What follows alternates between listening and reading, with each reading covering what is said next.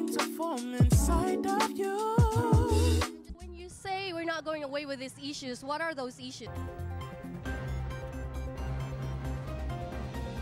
Good evening. Welcome to the special edition of I'm Effie Barker.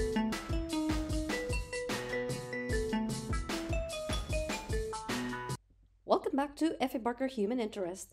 We are still with our guest, Karen Lanovoi, who is originally from New York. And she lived with her family for a bit in Barcelona. And now they are here in Rugby in the UK.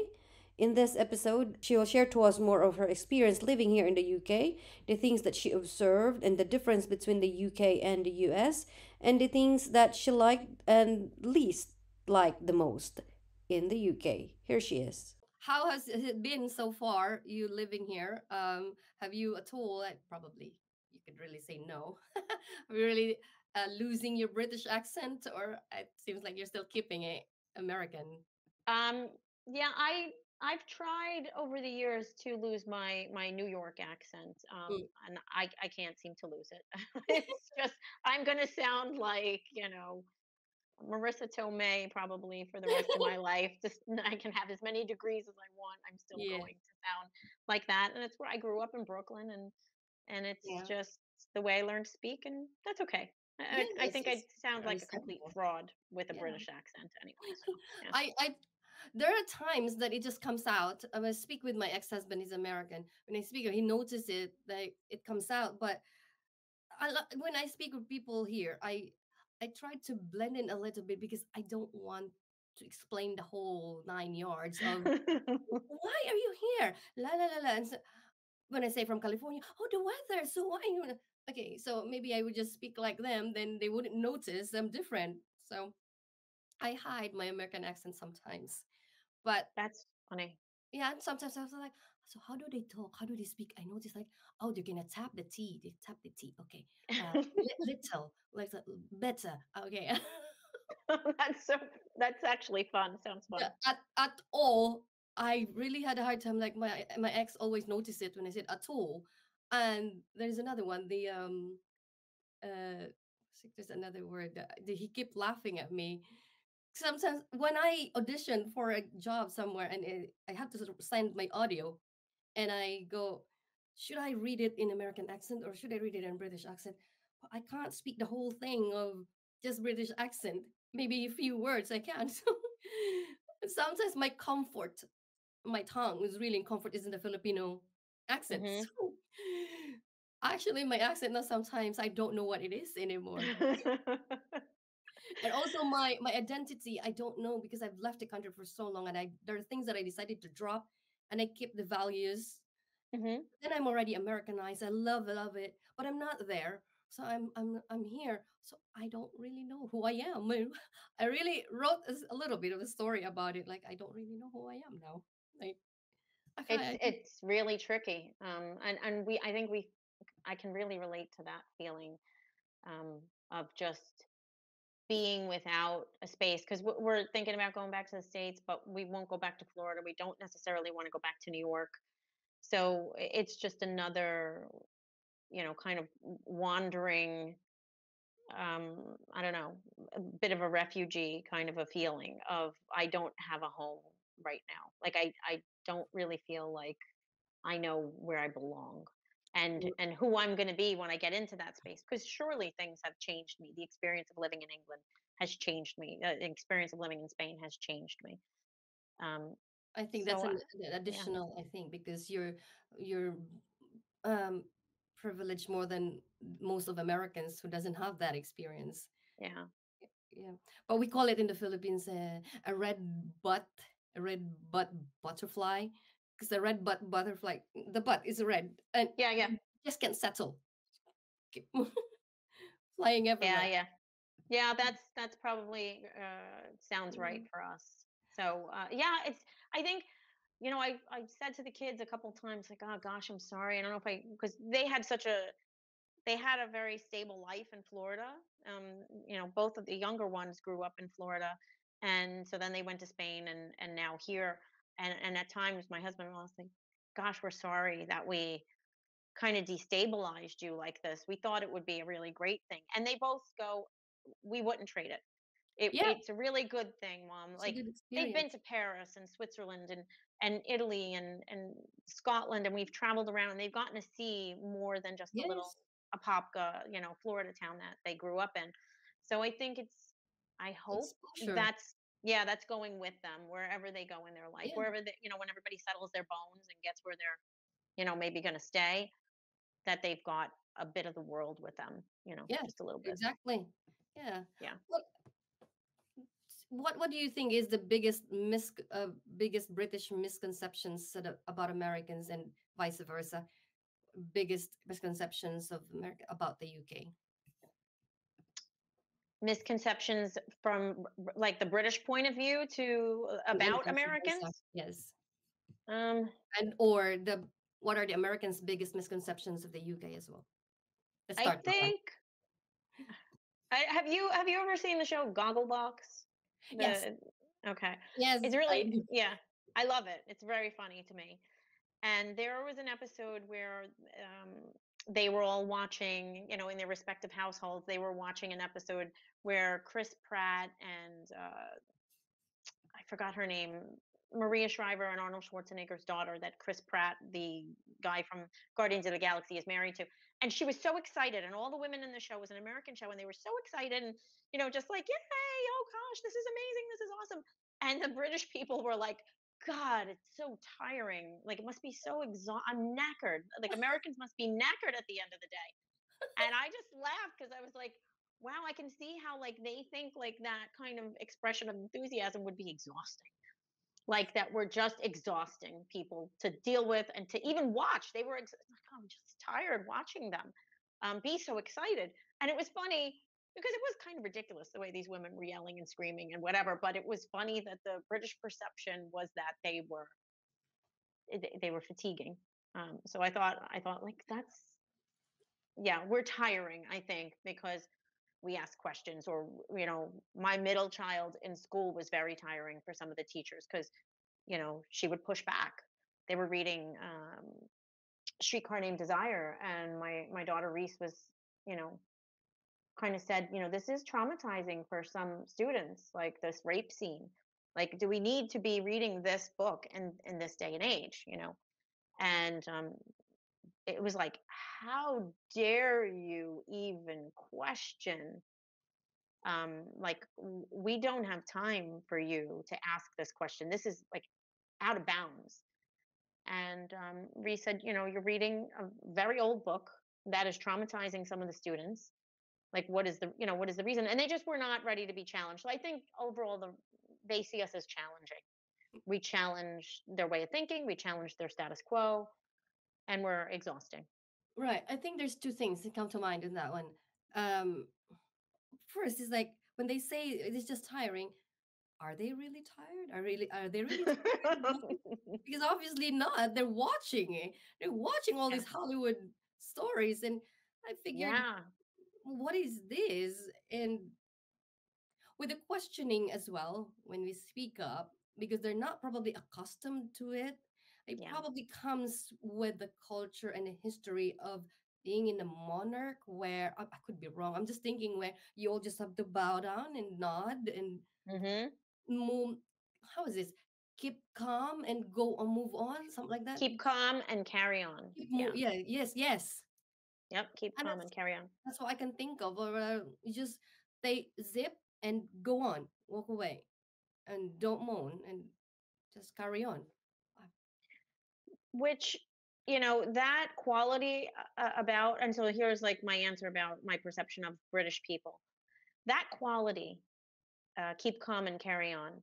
There's something that's really, disturbing about it, right? But then there's something also that is amazing and brilliant about it mhm, because they are they survived World War II with that attitude.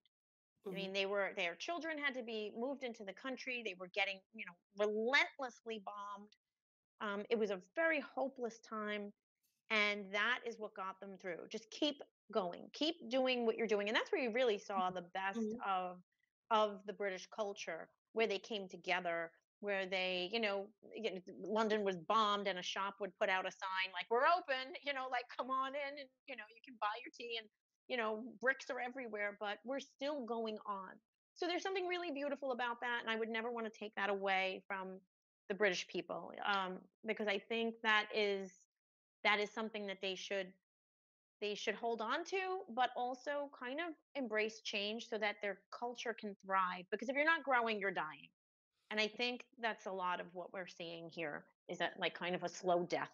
Right. It's the same thing as Americans, where to your point, where there's a good thing of just keep calm and carry on. Our Americans not. No, no, they just love to complain. And at some Yeah. point, it's nice to complain because you point out problems. But if you just keep going doing that, it's like keep complaining and want more. It's just spoiled. I think that's people's impression as well as Yeah, yeah. I think you're right about they're that. But spoiled. it's like we need to have some sanity to not misrepresent complaining, right? I mean, we can call it complaining, or we can talk about like reacting in real time and fixing a problem. Like we have a problem and we objectively have a problem, okay? Mm-hmm. Whether you're American or English, you have a problem. So how are we going to respond to that problem? And I think Americans are like, hey, look, we've got a problem, let's try to fix it. A lot of times it's just like, look, we got a problem, what are you going to do for me to make it better? Yes. Yeah, that's a problem. That's another problem. I But want British I people are want like, more, more, more. I want now, yeah, now, now. yeah. I mean, I worked for the Walt Disney Company. I can't tell you how many people would come up and just, it's raining and it's ruining my vacation, what are you going to do about it?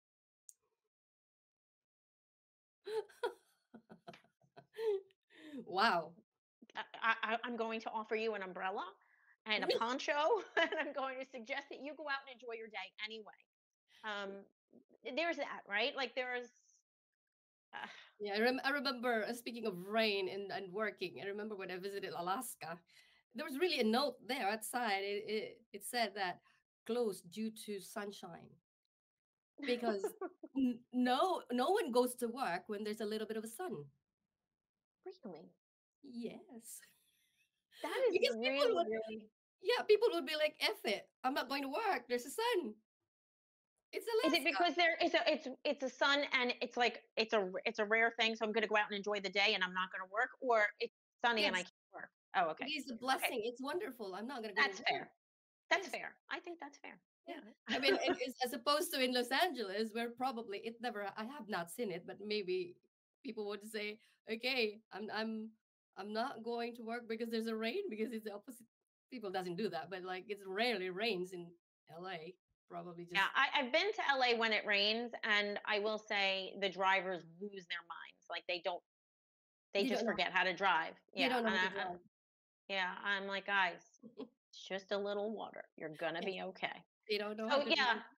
like Even, most things, the truth and the right space to be is somewhere in the middle, right? yes, I mean, that's, some balance. yeah. So you've lived in another country and then to another country. So you've gone into all this immigration stuff. Hmm. It's gonna be fun discussion. So with all that experiences that you had, what do you think of the immigration process? How was your experience? I don't think I'm I don't think I'm a good person to ask because we did have the benefit of a service Mm, managing all of it.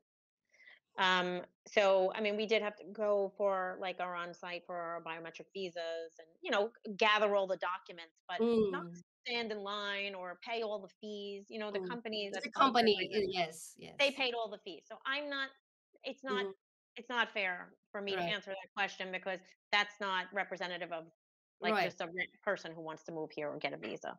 How much of a document? How was it? Was it a lot that they require from you? There were four of you, Um, right? there were four of us that came. Spain was, I think, more complicated because we needed to get all the apostle documents, and I didn't have all those documents. So I think I did some of the legwork that I did to move to Spain facilitated moving to England. So I had some documents ready that I already um, that had been through a vetting process in the United States that I needed for Spain. I had already done that, and so they were ready for England. I see. Okay. So that was not as difficult as most of these Americans had experienced.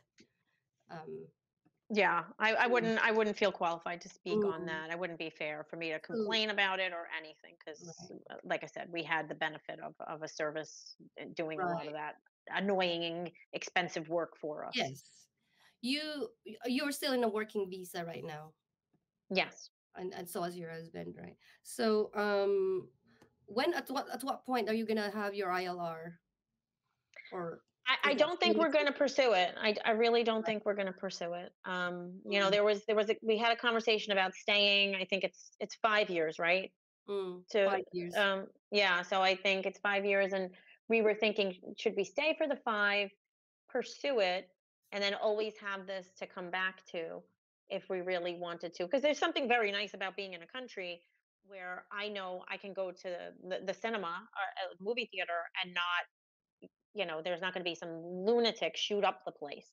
Like that's a great anxiety reducer to not live in a country where guns are just normalized and gun violence is normalized. Um, but I don't think that we're going to pursue that. Right. Yeah. Yeah. So what was that? 5 years you said you're here, or six No, we're here.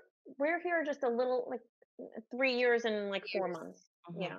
What was your favorite thing in the UK, and your least favorite thing?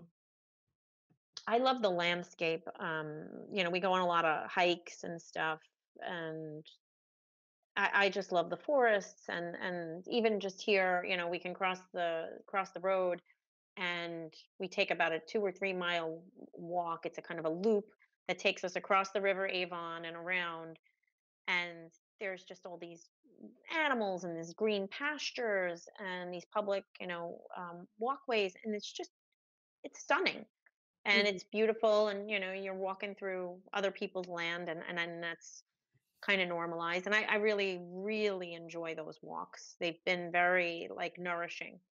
Hmm. Um, it's really a stunning landscape. Hmm. And the thing I like the least is this hostility towards immigrants and their inability to be adaptive. Like just the fact that the resistance to change is so profound that it stymies the growth of the nation. And so, to tax people at the rate that's crippling, but not provide a return on that money, I find really, really upsetting, and more so for, I don't know if you've used the NHS, but I see that the NHS is on its way to being privatized. It's being deliberately, sabotaged, underfunded, so that ultimately we're going to say, hey, look, the NHS doesn't work. We know you love it, but it doesn't work, guys. So let's privatize it. And then these poor people are going to end up with an American system, which is healthcare for profit, which is a terrible, terrible thing. It's a terrible idea. Hmm. So I think that's the thing I dislike the most, like the way they're moving towards that privatization for their healthcare, because the NHS is a beloved institution and it has been. Hmm. Have you ever had a bad experience because you're an American? Mm, I don't know. I think when I first came here, I was asked a very unsettling question, and it was, "What are you doing here?" Like people be like, "You moved here from Orlando, Florida? Like, why are you here?" And I always kind of took that question to be like, have you heard of Donald Trump? Like, what do you mean? Why am I here? Like, this is a great place. This is a beautiful place. But I mean, I'm talking about British people saying to me, why are you here? Why would you come here? And I just found that question so unsettling. It was like, do they not like it here? And again, I was in this delusional, the grass is greener here kind of place. And now I think I understand that question. And that's a little, like, it's sad. Yeah. Do you think that your stay here, living in the UK, would make you a better person? I think it's given me a better book. Yeah. Um, I really, really do. And I think it's made us a stronger family because we had the space like I said, work on our problems, and all of us try to grow as people, and it brought us closer together. And it's been a really nice time for our family, even though isolating, in some ways, and just disappointing in others. As a family, I think we've grown, and England has given us peaceful space to do that. What are the biggest differences between the UK and the US? And are there any shared values? What are they, if there are any? um I think when we first started like when the shine first started to wear off here, my husband and I were like, this is very different from Spain, but it's a lot like the States. There are a lot of things that are very, very similar. And I kind of, we just joke that, Americans are just the rebellious teenage children of the British. Like we're just the, kind of rude and disrespectful, pissed off, ready to burn the whole house down kind of teenagers. Um, so there's a lot of similarities, and similarities that are cool, but also doesn't make it worth it for us to live here. Like we can go back to the States and we would have the rights of an American citizen in our native country. And I think that having a representation, being able to reach out to my congressman or senator and say, "Hey, I've got this problem, and I want to address it. Like, let's have a town hall about it. I'd have a petition, or we can put these issues and discuss it." And I would feel entitled, as with my rights as an American citizen, to have this issue be explored. And here, I don't have those rights. When I brought the issue of the double charge for the international student, or even the classification of my daughter as an international student when we're here paying, the taxes of a British citizen, I think that, I don't know. Yeah, it was just too. There wasn't a. I felt the lack of rights. Mm, You know what I'm saying? So I think we're too similar for it to be worth it mhm, to give up having those benefits of mhm. citizenship. Was that the biggest surprise, the UK, for That you? was a huge surprise. That was a huge surprise. I always found like the talking points of conservatives in the states when they would try to discredit like a national healthcare system. Um, they were like, "Oh, you've got these long waits, and their system is no good, and their system is garbage, and that's why we can't have that in the states. We have to keep it private." And I just always thought those talking points were exaggerated, like just political bluster, but then got here and saw how problematic it really was. Mhm, And I thought, okay, that's a lesson for me. There's a little bit of truth in everybody's point of view. Um, humble up a little bit and really dig in a little bit deeper. And I mhm. would have known that had I really interrogated things, but I don't think it would have discouraged me at the time. Yeah, because Um, you wouldn't. but You walk into the unknown. yeah, and you're always kind of you're filtering out Mm, like the negative stuff. You just attribute it to people who are sour, and okay. But mm, and I don't want to. I know I probably sound very sour. It's hard. I was in a conversation last night on Facebook in an expat group, and someone was complaining about dealing with their local council, about rubbish bins, and they just relayed their entire really frustrating experience, and the echo of Americans like, "Oh my god, yes," and building on it. And yeah, that I've had this experience and this experience. And then every now and then one person would say, "You're just bitter. You're just sour. I'm sorry you're unhappy here. You should go back."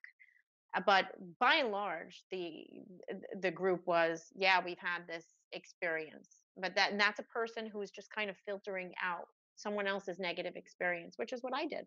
mm, And you really have to be able to take it in, um, mm, and say, well, what if it really is this way? Am I willing Is this a problem I'm willing to cope with? Well, we're in the tail end of this interview. I just have two more questions. Okay. Um, what do you think, or what do you want the UK to should have,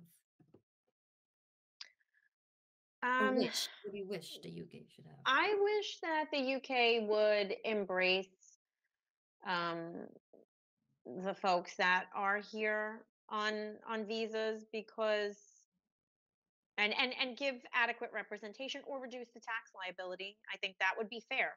Do something that is fair. I wish that for the community of or the demographic that I represent, which is, foreigners here on a work visa.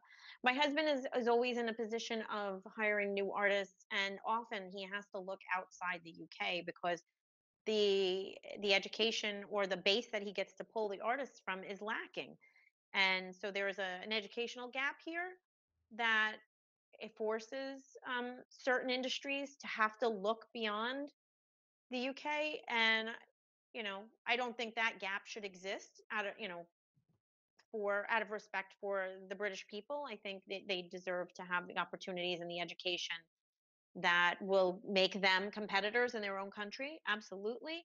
But also, if you do have to look outside off the island, let's say, or out of the United Kingdom, I think that you should be grateful for this community of people, and there should be some specific accommodations. Like in Spain, they do have the Beckham law, which Mm, gives you, I think, I want to say 3 to 5 years of reduced taxes. So I think we only paid mm. something like 20% taxes in the UK. I mean, in Spain, and here it's like 40 or 45%. It's just off the wall. Um, so that's what I would wish that they would just try to acknowledge certain realities and make some changes. It's okay. Change is not terrible. Be okay with change. That's sum it up right there. Now, this show is available in 188 countries. It's a web radio that includes the Americas, so our fellow countrymen would get to hear this. Um, what can you say to first the women, and second would be in general, and Americans who are thinking or already in the process of moving here? I would say to especially mothers with children, really, really, really do your homework, because there are going to be disconnects in your value system with the schools that your children are going to attend, and you need to be okay with that. They are, I think, especially the schools that my kids went to in the States, they were lovely. The teachers were very kind and compassionate towards the students, and they acknowledged that emotional aspect of the students. It was a very well-rounded education that took into account, which maybe British people would think, oh well, you coddled them and you made them, you spoiled them. But I think that it created a safe space for my children, and so they had that as their basis. I would say really, really do your homework and ask yourself if you're willing to make compromises on your value system, or if you have the funds to pay for private schools, international schools, then that would be your way to go. But they are very, very expensive, and so you're going to compromise somewhere. Right. Yeah, Okay, that ends our interview. Thank you so much for your time, Karen. I really appreciate. I know you are a very busy mother, and you are writing a book as well, so you squeeze us into your schedule today. And good luck to all your plans of whether you will stay, you will change your mind, or if you go back to the States. Good luck to everything else that you wanted to do in life. Thank you very thank you, much. Effie. It was a great Of conversation. course. Right. Thank you so much, ladies and All gentlemen, right. for tuning in. Till next time, every Tuesday at 10 o'clock, only here on Love the Beat Radio, LDBR.